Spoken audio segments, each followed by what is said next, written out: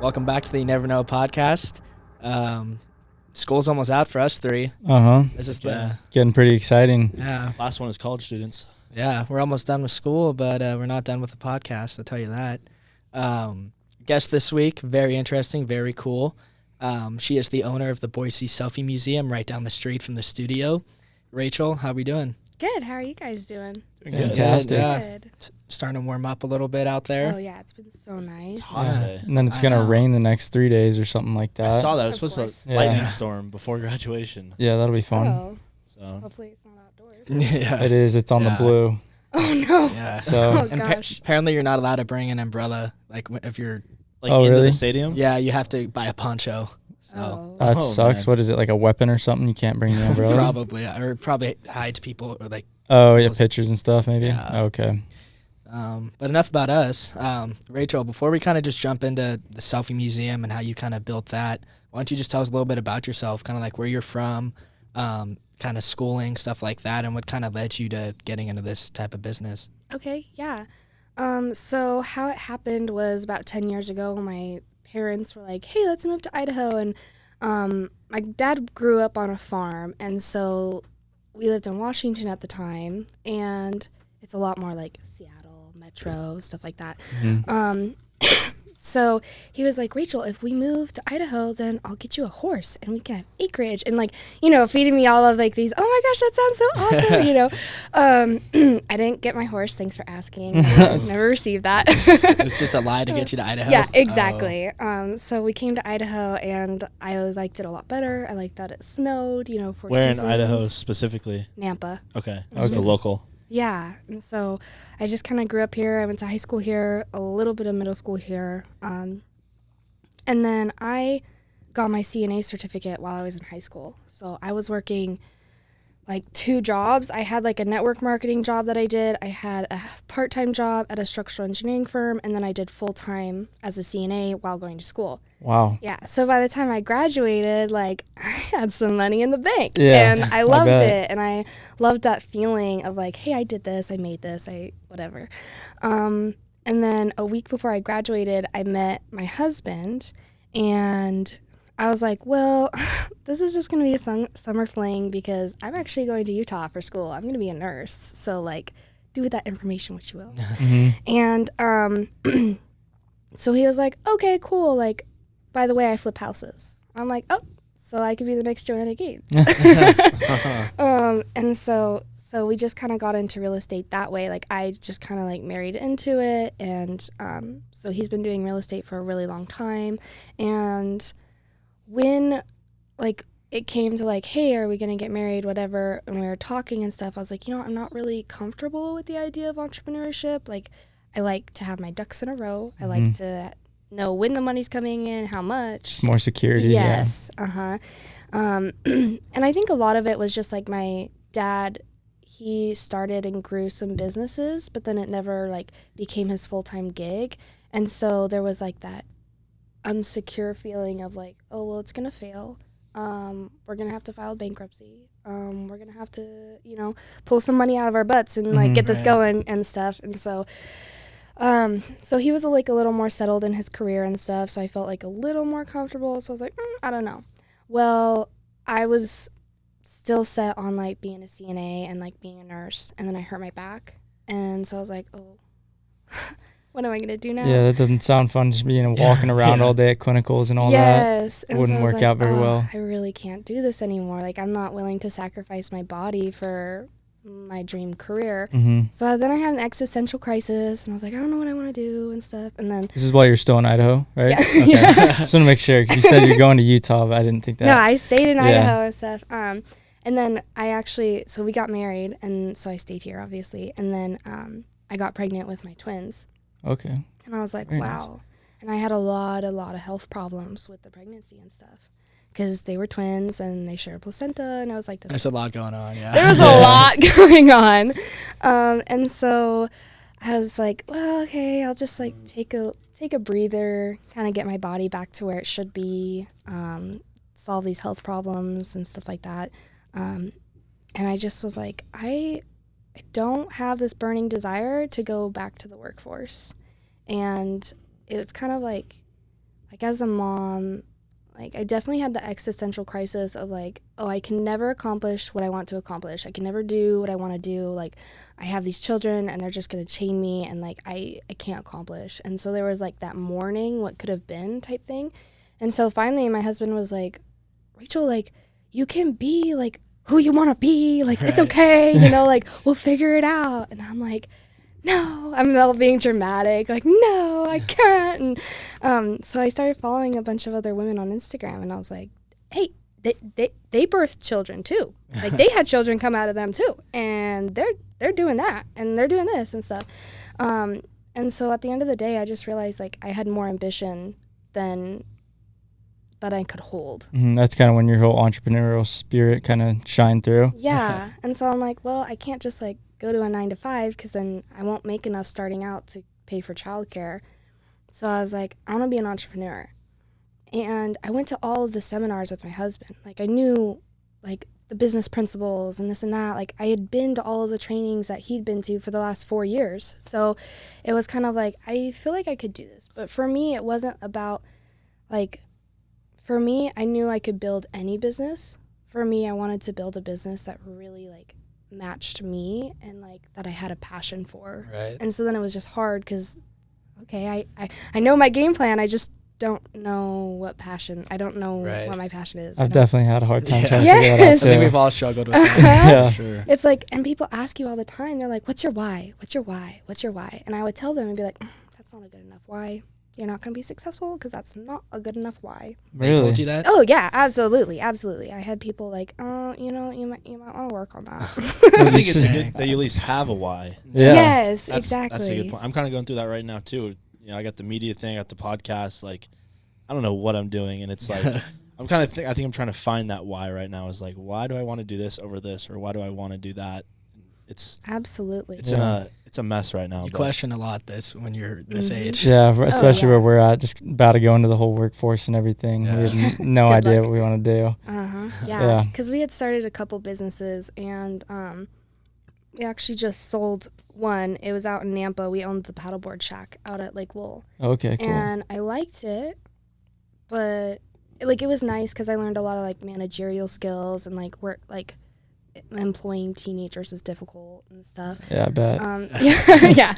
So I learned a lot and stuff, but one of the things that I learned the most was like it was a little more hands-on than I wanted. Like I wanted something that I could eventually grow passive, just like real estate. Have someone else kind of work it for you. Yeah. Mhm. And so I wanted something to where if my kids need me, or I want to go to Greece, or I want to experience life, Right. I can definitely do that, and my business won't be hurting because Mhm. of it. So it was definitely hard finding like that business where I could put in the work and the time and the effort and the hustle and all that stuff for like the next however long it takes, and then step away from that, and then also be passionate like too. It just seemed like Yeah. this is a very long like list. You know, it's kind of like Yeah. finding a unicorn. A lot of things that go into it to be able to like be like self-sufficient on its own, so you can do your own thing. But Absolutely. Yeah. Absolutely.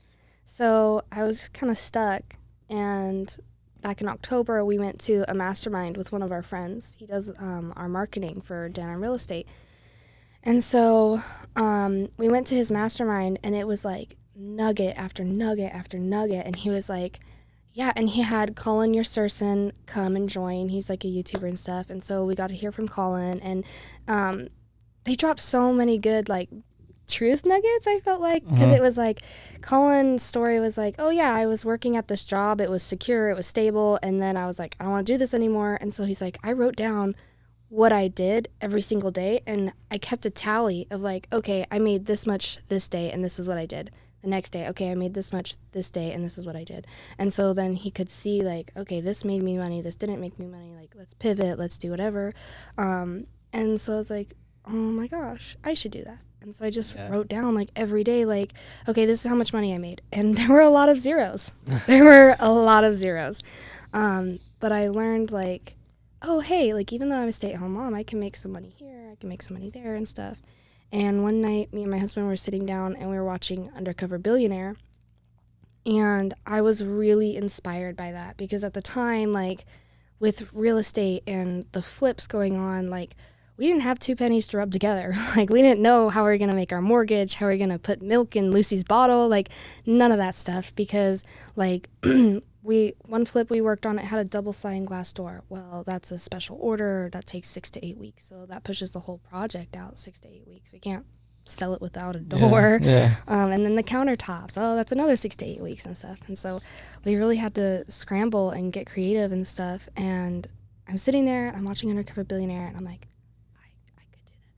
I could do this. I could do this. What is Undercover Billionaire? Is that like I think Undercover I've seen it a Boss? little bit. It's incredible. So it's a TV show, and basically a billionaire is dropped in a city they've never been to before. They can't use their name, their contacts, like no connections whatsoever. All they have is a $100 bill, a phone, and then a car. And they have to build $1 million business in 90 days. So 3 months. I mean, 90 days. 90 days. $1 million That's business impressive. in 90 days. Yeah, and so I'm sitting there, I'm like, I could do this. And it just started growing inside of me.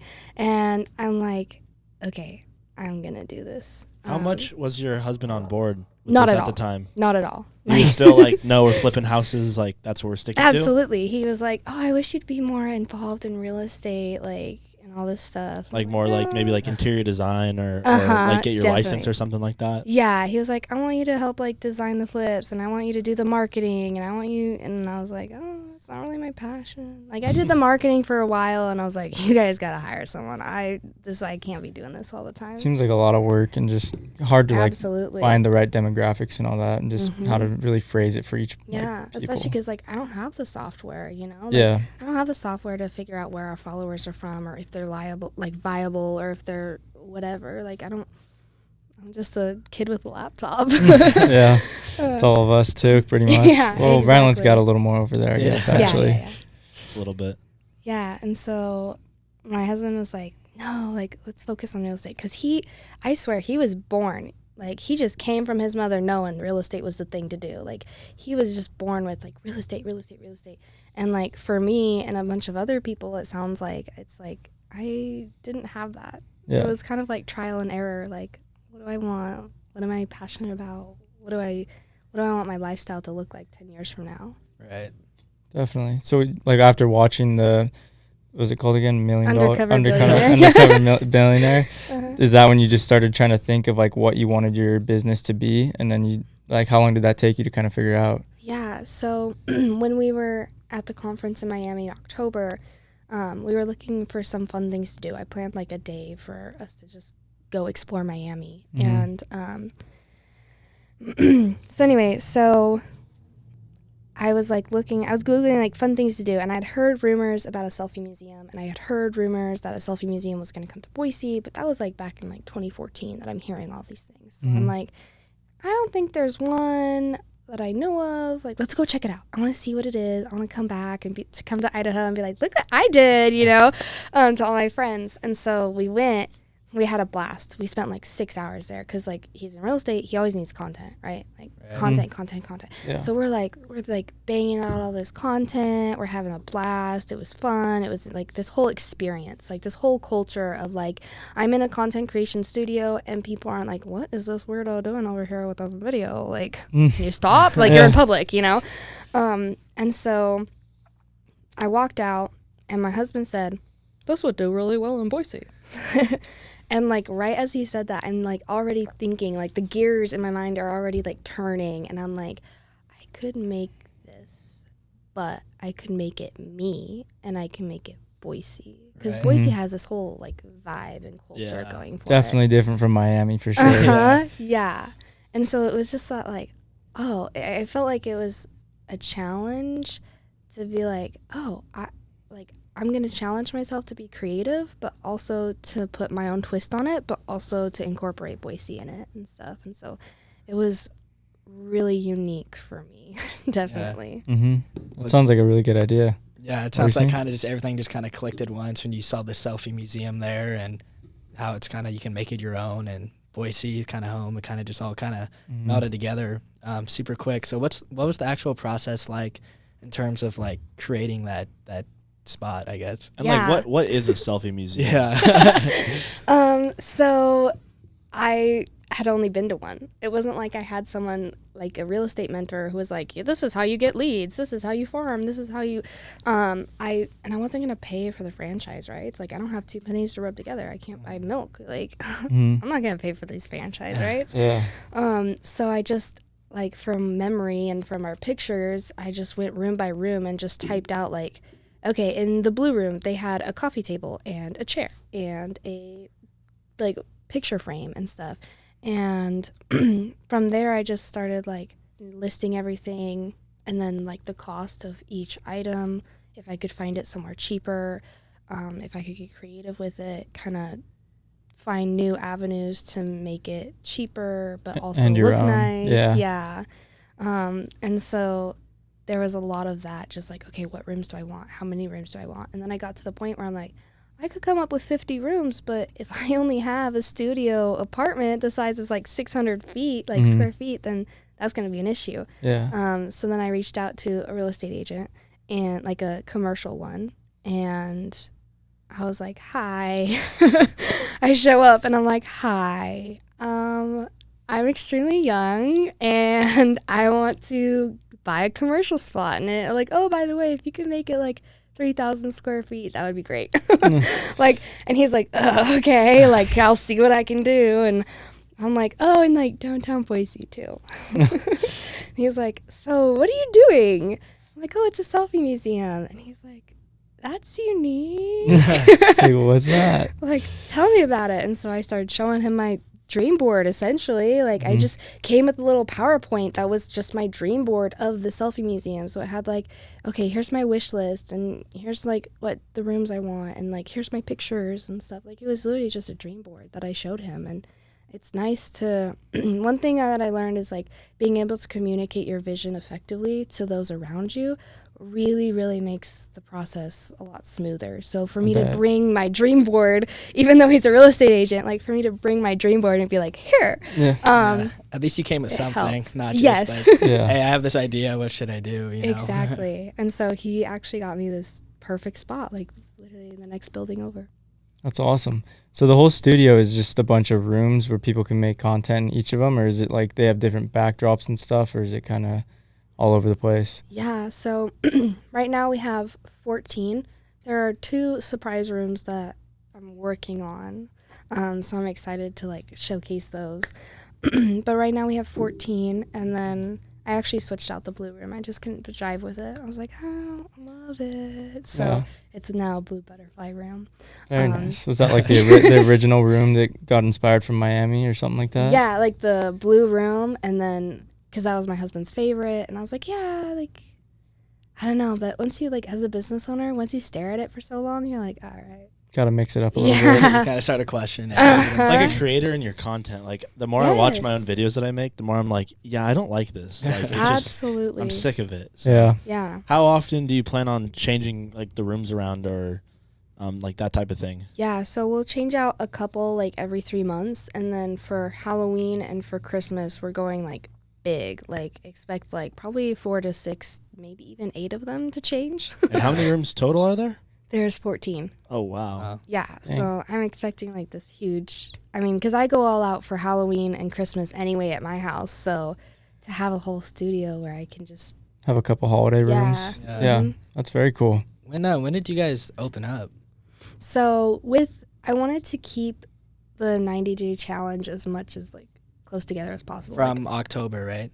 Well, I didn't start it till January 1st. Oh, okay. Because we landed back in Idaho, and then like less than a week later, I got the call that my grandma was passing away. So I actually went and took a detour, went back to Washington. Oh man, I'm sorry. You know, had a month or 2. Order, So I started January 1st, and it really helped me because I'm like, okay, I need to have a direction. I can't just end on this note, you know? Yeah. So I was like, January 1st, it'll be like a new year.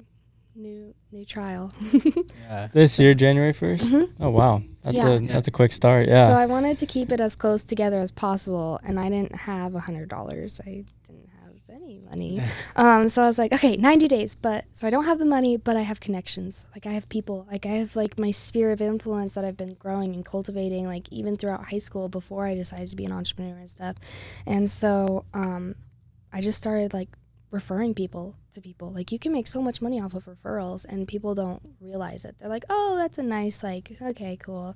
Like when your solar guy sits down with you and he's like, yeah, like, we have a referral program or whatever, like shop around for the best referral program, because sometimes you don't even have to be a member of that club or a client. You can just be like, hey, I know this chick, she wants solar, hook her up. Mm-hmm. Yeah. So that's how I really crowdfunded for the Selfie Museum. That's sweet. And what I know you talked about like the blue room and like that you guys mix it up every now and then, but like what actual like type of backgrounds are there? Or is it just literally like a whole room that's like a set where you just go and take pictures? Yeah, so it's really cool. So when you walk in, you have the anthropology room is what I call it. It's very like it's great for entrepreneurs who want professional headshots that is more stylized. It's kind of vintage but modern, cutesy, whatever. The next room is the Boho Room. Same thing, headshots. Like if you pump essential oils or whatever, you can sit there and it's like cozy and warm and home vibes and stuff. And then we have the comic book room, and that's kind of like when you drag your boyfriend or husband along and he's like, this is stupid. You're like, go take pictures in the comic room. Right. Go hang out in the corner. And then we have the blue butterfly room. And then we have the floral room. Some people refer to it as the Kim Kardashian room, like this whole floral vibe, or the Bridgerton vibes. And then we have a telephone and like this cool little abstract cloud thing that I came up with. And so that's, again, for like entrepreneurs, like, hey, if you want to sell your house, give me a call, whatever. And then we have the Freaky Friday room. I loved like Freaky Friday as a kid. It's a good movie. Yeah. And I feel like who doesn't want to like jump in a shopping cart and take a picture? Like, right? Like Very true. every time I go to the store, I'm like, can I just hop in there? Just hop in there. Also would enjoy someone pushing you around the whole store too. Absolutely. Nice. My niece, we went to Home Depot to get some stuff for the museum, and she just like hops on the handlebars and just like perches like a bird. And I'm like, how do you do that? Anyway, so I attempted to, and I like jammed my back into the metal, and I was like, oh, right as a Home Depot worker like walked by and was like, Oh, you did this in the... I thought you were talking about at your studio. Oh, no, this was like at Home Depot.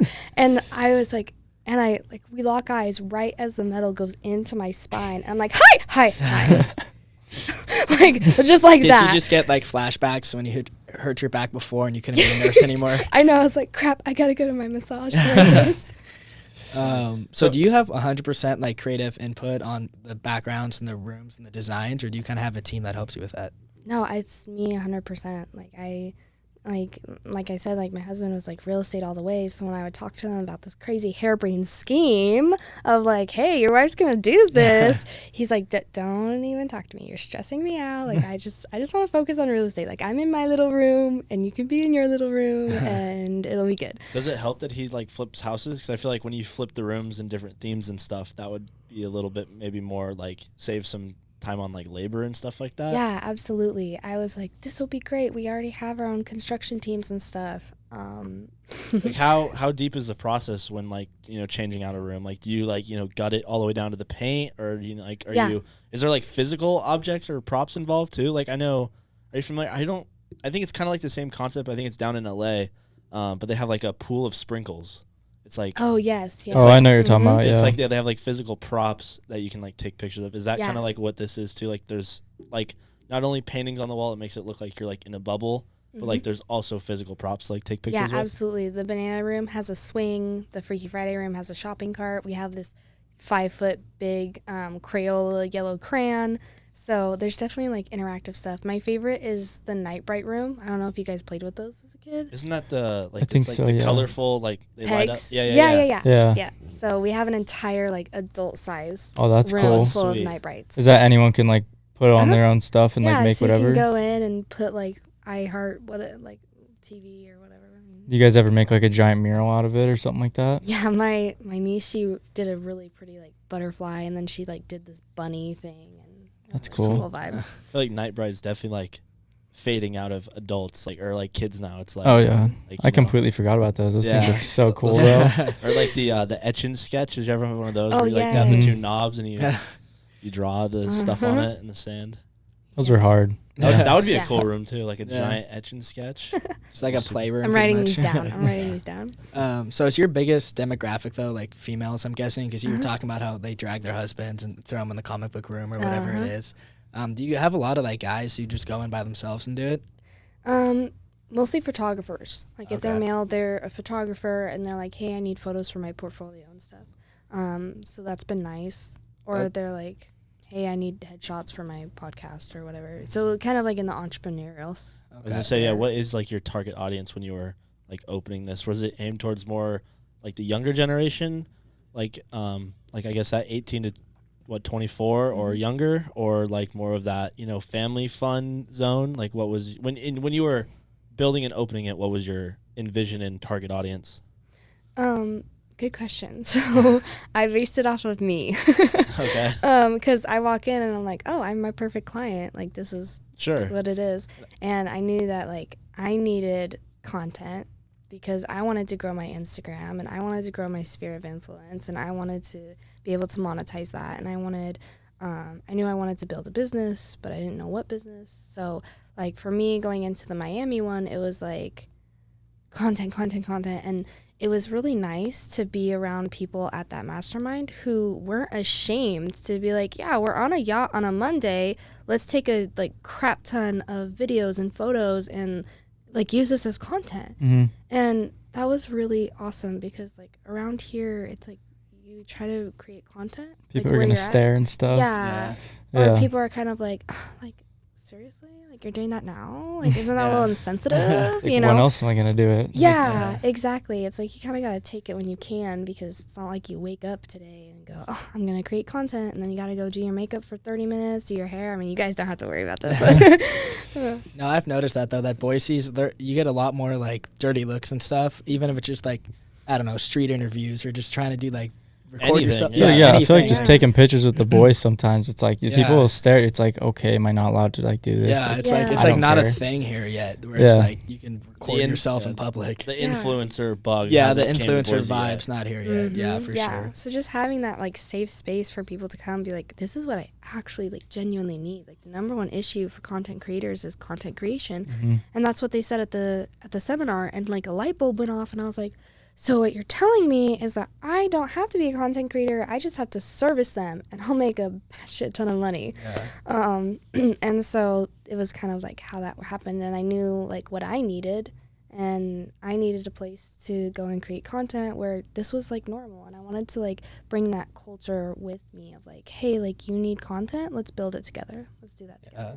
So overall, though, it's more of like business, like taking pictures for headshots and portfolios and stuff, more than like a 16-year-old girl coming in for like an Instagram shoot or something like that. I say that it's more entrepreneurial because like that's what I need. But in reality, like only 3 of them are more geared towards entrepreneurs. The rest are like super fun and crazy and unique and like interactive. And so it's definitely like from the ages of 14 to 26, you just go and you just have fun. It's a date night. It's like you go grab ice cream and then you come back, and like we have a partnership with Coned Pizza. Like if you come in, we'll get you a free coupon for a free coned pizza, you know? So That's sweet. That's awesome. Yeah. You have a lot of kids coming in making TikToks and stuff. yeah. That's yeah, pretty cool. lots of reels, which is amazing. Has there been a video yet from your guys' place that kind of blew up on TikTok or anything like that? Not yet. So if you guys want to be the first, there's that opening. We could We go could in do there, that. do Yeah. some shoots Me and and stuff. Danger Yeah. are pretty good at dancing. I don't know about Ryan. Exactly. Yeah, and the nice thing is, like, I even have, like, a content creation bar where you go and you sit down and you can batch your content for the entire week. So then when you are creating your reels, you're like, okay, I want to use this audio.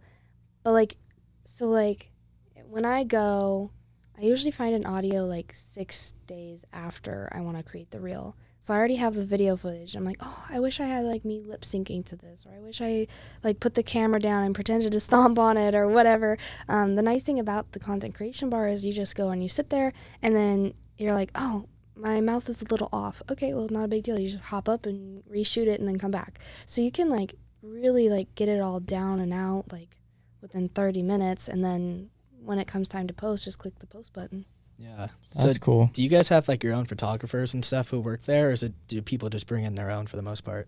People bring in their own for the most part. There is one girl that we're working on collaborating with and kind of doing, like, headshots and stuff like that, and then boudoirs and other stuff like that. So I'm really excited for that. And then once a month I want to open it up to photographers to bring 2 or 3 models.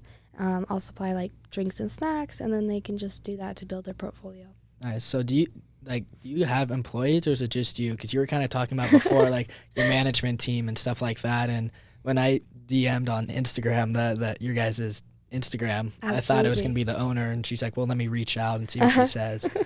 Yeah, so I was supposed to get my lease March 1st. I didn't get it till the 23rd, and I opened April 1st, right? Because April 1st is my 90-day deadline. Mm-hmm. So March 23rd, I'm like, I have 7 days to remodel this. And then, like, in the middle of it, I had to go to Florida for the growth conference or whatever. So, like, I had 5 days before I left and then 2 days after I left or something like that. And so I was stressed. Like, even with, like, and my construction team, like, who works on the flips, they're like, we can't just, like, stop on the flips and then come help you for, like, 7 days. I was gonna say, that's like 7 days. It's not a lot of time. Yeah, to remodel 2,000 square feet. Yeah. Yeah, but I'm just that crazy. I'm like, yeah, we could do it. Not a big deal. Like, I'm an overman. I can do that. Yeah, it's not a big deal. So I called my dad, who is always supportive of my crazy harebrained schemes. I'm like, hey, it's your favorite daughter. By the way, can you, like, take a break from building your house, and your full-time job, and, like, help me with this selfie museum? But, like, don't worry, it's only for, like, 7 days straight of, like, hard manual labor. So he would, like, get off of work, drive to the museum, stay with me until, like, 3 in the morning, and then wake up at, like, 6 in the morning to be at his full-time job. Like, Dang. yeah, because Wow. he starts job. I mean, sometimes he would wake up at 2 or 3 in the morning to get to his job just because of his hours. So he definitely was a huge support to me because I don't know how to build a wall. I know how to watch a YouTube video about building a wall, but I don't know how to build a wall. I mean, now I do. A lot Yeah. easier Showed said me. than done. Yeah, he showed me.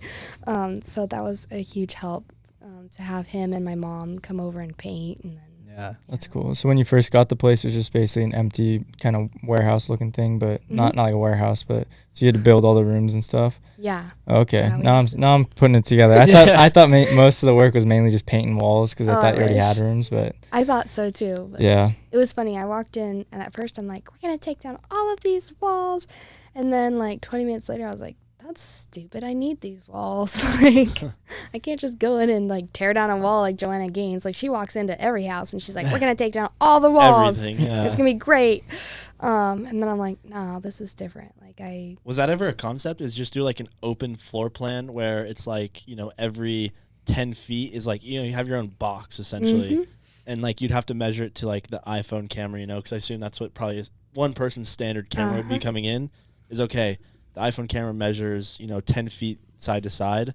We'll just do a different theme every 12 feet. Like, was that ever like a thought, I guess? Absolutely. I have a paper. It's still at my house. And I had my first floor plan idea. And it was this white printer copy, like, piece of paper. And I just drew a little, like, I'm like, here's the opening. And then I drew a box. And I was like, and then I drew a box inside the box. And I'm like, okay, so around the perimeter, we're going to have these many rooms. And then around the box in the inside, we're going to have these many rooms. And then the inside of the box is going to be a whole mirror room. Oh, that'd be sweet. Wow. Yeah. And so then my dad was like, that's a little unrealistic. It's like, slow down. Yeah, because I mean, he's done construction, so he's like looking at this floor plan, and he's like, honey, like, I don't know if that's going to work. yeah, you're not gonna find a warehouse in, like, downtown Boise with, like, no walls. Like, that's just not Or gonna happen. beams. Or, like, Yeah, exactly. Because I mean, they're all older. Like, Is your places. space above ground? Yeah. Okay, so you're on, like, street level? Oh, okay. So the entrances. Okay, this is where it kind of gets complicated. Not a lot of people know where we're located because we're right under Guru Donuts. So we're technically in the basement, but we have so much, like, natural lighting and windows and stuff that you really do feel like you're at floor level.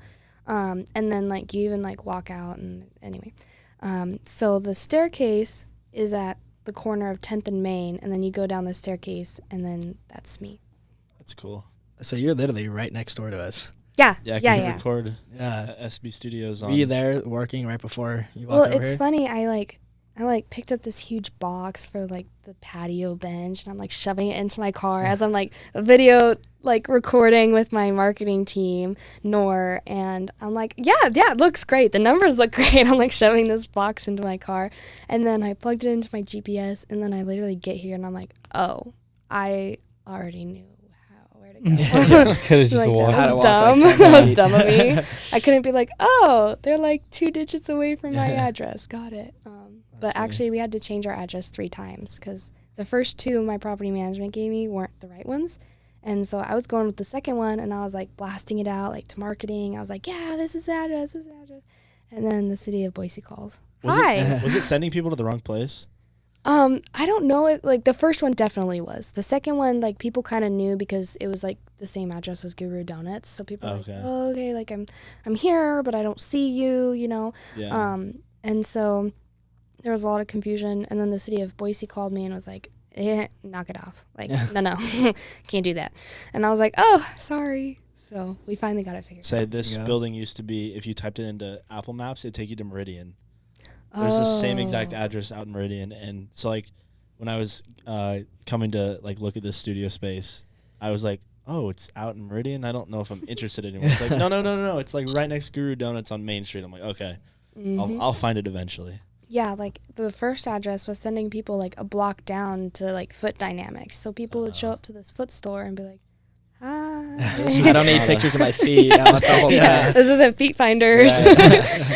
I feel like Boise in general, I feel like there's a lot of times where I'm going to a place I haven't been before, especially downtown. You type in an address and it's not anywhere close to where it actually is. Yeah. But I was curious because I was looking at your guys' website earlier today. And you kind of said in About Us, you guys are a modern art museum. Mhm. So do you guys have like where people can just walk in and look around, or is it just you have to take pictures there?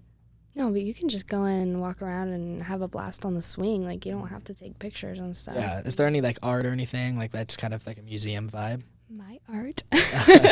Like I said, like it really challenged me creatively because I've never been an artist. I've never been creative. So you did all the art in the museum? Yeah, all of Wow. it. You didn't outsource any of it? Mm-mm. That's crazy. It would definitely challenge me because the smiley face room, I mean, you look at it and you're like, that's so simple. Like, but it intimidated me. Like, it honestly did. I was like, I can't spray paint smiley faces on this yellow wall. Like, how am I supposed to do that? So I was going to hire an artist from Utah, but we couldn't make the schedule work out with just 7 days of, Yeah. you know? Mhm. And so I was like, I just got to like buck up and do it myself. Like, I'm the business owner, you know, you just got to do some things that you don't want to do. And now we have the smiley face room. So There you go. Well, we have some crazy artist friends who may be able to help you out if yeah, needed. definitely. That would be awesome. I know we reached out to a couple colleges and we're like, hey, we're having this competition. Like, submit what you think would be a great That'd be installation, and then you Have might your get own picked. room. Yeah, have your Yeah. own room at the Boise Selfie Museum. Cool. That'd be sweet. Yeah. That was a good idea. Yeah, and probably get some free labor from a college student. Yeah, literally. Exactly. Maybe Yeah. art students. intern credit or something Yeah. like that. Yeah. Exactly. Yeah. Exactly. So to kind of just to wrap up here, obviously you've done a lot since January 1st and, you know, kind of building what it is now. What are your future goals and aspirations, not just for the museum itself, but also just kind of in life going forward? Yeah. So, 2 things is one of them, like, I want to expand the selfie museum, but I want to incorporate real estate into it and stuff. And I would love to do, like, take a dumpy motel and just turn it into a selfie museum where you can go and stay and have fun, like, and it's modern and it's trendy and, like, very That aesthetic. would be cool. Yeah. Yeah. Like, it's this whole experience when you step into this motel. So that's really what I want to do. And then my original passion was health. I was passionate about helping people and, like, improving their quality of life and stuff. And even though I worked on, like, the end of life care ward, I definitely saw, like, improvements in my patients' like quality of life, and that really fueled me, and that made me feel good to know that I had a hand in improving their quality of life. And so that was really important to me. Like I said, I had a lot of health issues when I was pregnant, and I went to a couple doctors, and they chalked it up to, it's because you're a female, and oh, by the way, it's genetics. Like, we can't help you. There's nothing wrong with you. It's all in your head. Like, I had a female doctor tell me it's all in my head, and I'm like, you don't drop 40 pounds overnight because it's in your head. Trust me, if I knew how to do that, I would. I think everybody would be looking pretty good, yeah. Like, I'd be there, okay? And so then I finally went to, like, a fourth doctor, and he helped me out a ton. And then I met Gary Brecka down in Miami, and he, like, changed my life. Like, I used to struggle with debilitating, like, depression and anxiety, like, really debilitating. And he was, like, talking to me like, oh, I can cure that. I'm like, no, they say it's genetic. They say it's genetic. No, you got this can't be touched. And he was like, no, he's like, I cure Alzheimer's. I cure depression. Wow. I cure anxiety. And like, oh yeah, by the way, like, cancer, curable. And I'm like, what? So just like talking with him for 20 minutes, like, changed my life. Like, changed my life. Like, cured my anxiety, cured my depression. Like, I don't struggle with it. I tell other people, I'm like, this man, like, he knows what he's doing. That's impressive. That's a It's doctor incredible. out in Florida, you said? So he's a biologist. Oh. Yeah. And so what's incredible about it is that he mapped the entire, like, human genome down to, like, 5 different strains, I guess. I mean, I don't know the exact verbiage, but so basically you fit into one of these 5 categories, and based on whatever category you fit into, he can tell you, like, what nutrients your body needs but can't break down from the food that you're getting because of how you're biologically wired. So even though you're taking folic acid, it's actually building up in your body, and it's causing that depression because, oh, by the way, it's like putting crude oil into your car before reverting it into gasoline.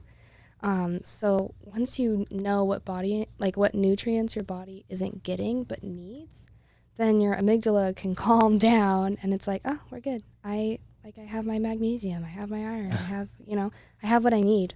Dang. So random biologists knew more than the 4 doctors you went to before. Yeah, that's Yes, super interesting.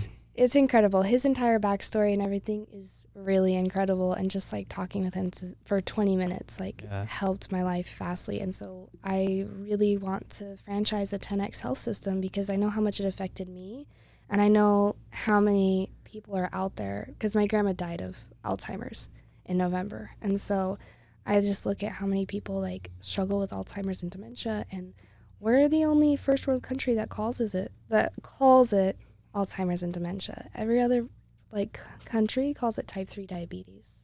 Really? Yeah, because of how sugar affects the brain. Oh. Yeah. Oh.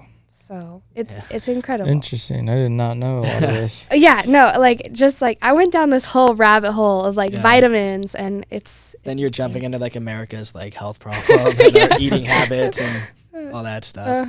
Yeah. So I'm really excited to bring that here because I like being in the mom groups and being a mom myself. Like, I know that like we're not heard after childbirth. Like, you get one appointment, and that's just to put in birth control to make sure you don't have any more kids. You know, like, there's nothing.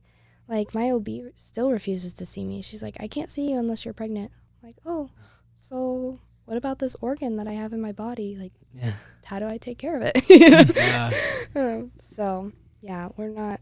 Yeah, there's definitely like a mishap, like, or a disconnect, I would say, between like the science and then implementing that science when it comes to healthcare and stuff. So I would love to franchise that and get people the healthcare they deserve.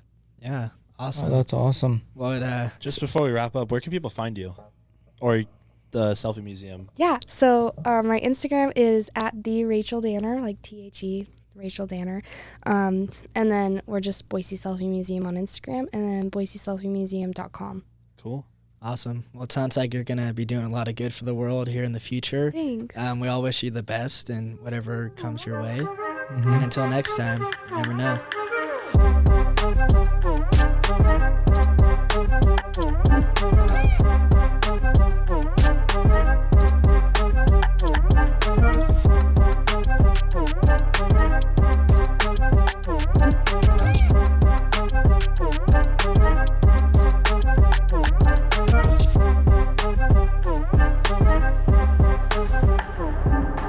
Thank you for watching this episode of the You Never Know podcast. Make sure to like and subscribe and check out our other episodes on YouTube, Spotify, and Apple Podcasts. Also, give us a follow, You Never Know Podcast on Instagram and Twitter. See you next time. You never know.